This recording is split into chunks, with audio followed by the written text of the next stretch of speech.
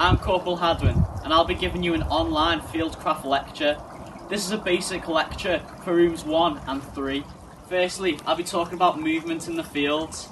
This is a vital part of Fieldcraft, and it ensures you and your fellow cadets can move tactically through any environment.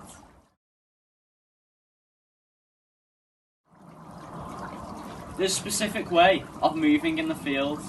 This is commonly known as the ghost walk. The specific way of moving is you go from heel to side to toe, all in one movement.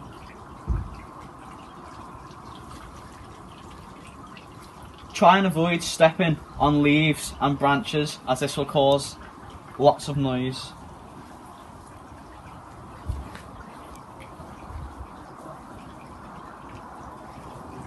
Eventually you'll get used to the technique and you'll be able to walk like this normally in a faster pace.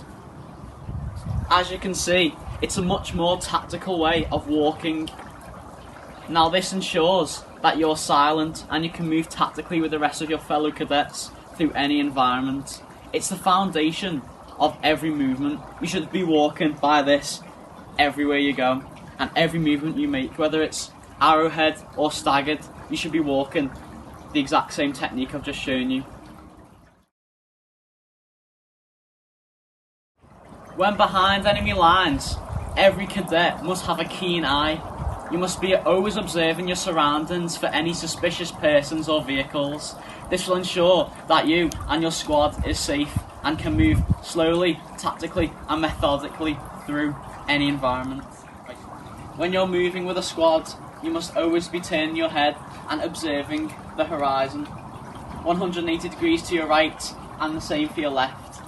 So for example, if I was moving in the field with my squad, I'd constantly be observing the horizon as I slowly move. If you don't know whether it's an enemy or a friendly, it's an unknown. Unknowns can be civilians or they could be enemies. If you don't know what that specific person is, they could be a danger to you. Unknowns should be treated the same as enemies, just without contact, so you should try and avoid them. If you spot an unknown whilst observing your surroundings, you must alert that squad IC or the squad second IC for them to make the decision. If you see an enemy and it's a definite enemy, this could put a potential threat onto the squad, and if you know that the enemy is closing in or is in a dangerously close position, you must take the initiative and you must halt the squad.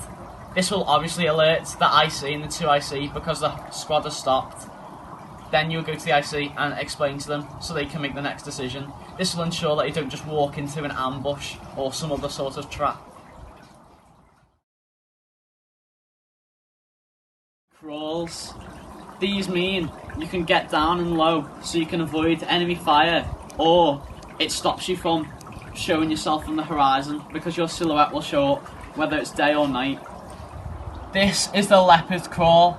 This is the most common crawl used when trying to avoid enemy fire or trying to move to a certain area slowly. You must keep as low as you can, right down onto your belt buckle as you do the movement. You'll bring your knees up and push with your elbows and your heel.